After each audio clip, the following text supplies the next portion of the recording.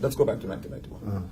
There wasn't a single democratic African country in 1991. Yep.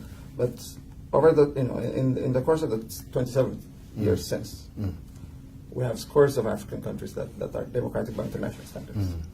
Now take, for example, South Africa, and then Botswana, and then Namibia, and Ghana, Malawi, Benin. While we have stood where exactly at the same spot we were in 1991. I think this is terrible. Yeah, I think this is it is very terrible. Because democracy is advancing in Africa, but not in Ethiopia. And why? And why? I think fundamentally because there's a crisis of leadership. I think not because something is wrong with the people, but I think this is fundamentally a failure of the elite, of the Ethiopian elite. Not only in terms of the EPRD per se, but the whole Ethiopian elite as a whole. I don't know. I agree to that point, because even during that time, the most African countries were newly liberated ones. Yeah. We fought for their independence. Yeah. And starting and now they're ahead of us. And we're still stuck there. And that's an embarrassment, a national embarrassment, I think. So that's true. I don't know whether what is lacking. I cannot put the way you put it. It is mainly the government, not the because mainly when the political lion's share belongs is okay. The lion's share belongs to the EPRDF. I agree with that. But I also think the elite. We all have responsibility to bring this country into the democratic era. We all have But the lion's share, I agree with you. It's the EPRDF that's the stumbling block to democracy in Ethiopia. But we see ourselves in the EPRDF. The EPRDF is a reflection of the wider nation. And where exactly is the EPRDF sick the most? It's at the top. It's at the top. I agree. Okay, then what is the situation the country is in now then? Right. I like the word that you use. And that word is cautiously optimistic. We're in transition. We don't know which way we're heading. And we are cautiously optimistic. We don't, because on the one hand, we could move towards democracy. There's a possibility that we could move. The reformist elements within the EPRDF have their way. We could move towards democracy. But if not, and if they insist on maintaining the status quo, on keeping the status quo, then we'll descend into chaos. Chaos that the international, not only the international community, not only the Ethiopian, but also the Ethiopian people don't want. This is chaos from which no one will benefit. So this we don't know, but we don't at this point. We don't know which way we'll be heading. But personally, I'm praying for a peaceful transition, for change. Yeah, this is what everyone likes, and I think we don't have any other option other than continuing the process and helping the democratization process, and through especially non-violent means. Because we have tried in our history so many times, we have been violent so many times, we have fallen and risen again so many times. We have built many things and then we have destroyed them, and we started afresh again. I think this time round we cannot afford to do that. The time does not allow us, and we cannot go. I don't think we can get out of that. Once we are bogged down in it. Therefore, I think every one of us must contribute and help those people who are supposedly in the helm of the government and look like reformists.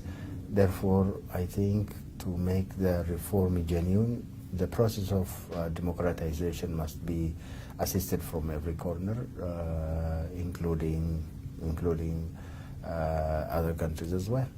Right. So, by the way, I second the motion. I second the motion. The point that you made about non-violence being the best way. I second that motion. Once we descend into violence, it will be very difficult to pull out of violence. So non-violence is an absolute must. I agree. But do we have that tradition in our country? Because what country had that tradition? They started from somewhere. You can't prepare for non-violence. You have to start from somewhere. How about if the government is pushing the people to go that way? Yeah, that's. I hope we will be able to avoid that. But there's nothing specific that we could. There's no specific steps that we could. In what way? For example, you cannot teach the youth. You cannot train them. You don't have any access to them, and how can this non-violent struggle, means of struggle, we have to push boundaries. Take root? We have to push it boundaries. We have to insist on our ways. We have to go there. We have to pay sacrifice. We have to there's still there are boundaries, but those boundaries have to be pushed. Nothing. The Americans say there's no free lunch. We can't have, we have to pay sacrifice to do something. Pushing boundaries will take you to prison, like... let's go back to prison. Let's go back to prison and make our point, make our point that, this nation needs change. Good. Let's go back to prison. Do you think it is making any difference? You're going back to prison? Well, we're out. We're out because, because it has taken root. Yeah. It has taken a long time, and maybe it will take a long time if we go back to prison. But eventually, we know that we struck, our imprisonment had struck a chord with the population, with the people, because they insisted that we should be free. And had they not insisted that we should be free, we would not be sitting here talking. So they knew, they did not react immediately, but they knew that we were in prison for democracy and for nonviolence, and they did not forget. When they came out into the streets, they did not forget about us. So we struck a chord, and we should keep on insisting that that nonviolence is the way. We should keep on insisting that Ethiopia needs change. Just practically now, in reality, in what way can this be realized? Two ways. In what way? Yeah. Two ways. This has been said over and over again, but I shall repeat it, and I know that you know it. First is lifting of the state of emergency. He needs to lift the state of emergency, Dr. Abiy. He has come proclaiming that he wants change. So what we need to do, he ultimately will be measured by his action, not by his words. And he needs to lift the state of emergency. What's the importance of lifting the state of emergency? For example, when the state of emergency was not in place, the country was as undemocratic as it has ever been. And what does it help in its own right, or are we using or to exploit? Do we use the time to do other things, or what does it mean? Well, the state of emergency for people like us who have refused to fear, and who are, say, I'm sorry to use the word, but professional dissidents, the state of emergency doesn't make a difference because we continue to speak our minds, no matter what the consequences. True, it is an unjust law, and unjust laws must be defied. I agree with that. But for the majority of the people, the simple fact that a state of emergency has been declared creates a climate of fear. That's where the difference that's where the difference is. So you have to be the James Meredith that rose against fear in America here, fought against fear. There was a rally against fear here during the civil rights movement. We need to campaign against that. But the state of emergency makes a difference for the majority of the people because it creates a climate of fear for the majority. We need the lifting of the state of emergency, so that this climate to do something else. This is emergency to do something else, to organize the people and to teach about his rights and to conduct free and fair elections and all these things. Exactly, for people like you and you, me and you, for example, to go out there and teach about non-violence. The need, for brotherly love between ethnic groups, for peace. We need, this state of emergency to be lifted first, and then, far more importantly, what he needs to do is to call for this all-inclusive dialogue.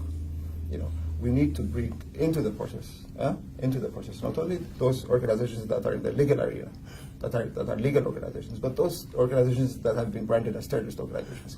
We need them in the democratic form. What if the government doesn't lift now? To bring real change on the ground. And this is the South African model, by the way, Bekele. This is not something we have devised ourselves. This is this is a tasted path. It has been tasted in South Africa, it has been tasted in Asia, it has been tasted in many, it has been tasted in Latin America, it has been tasted in many other African countries, and it has worked. We have a model that works.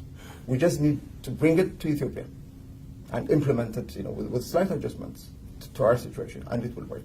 It will move us forward in the democratic transition. So I think he needs to do these two things to bring about the change that he says that he wants. Without this, without doing these two things, nothing will happen. We'll be stuck there. There will be no change. If this doesn't happen, what will happen? We'll continue. We'll continue to struggle for democracy. I'm sure you're there. I'm there. We'll continue to press, through non-violent means. We'll continue to press for change, for real change.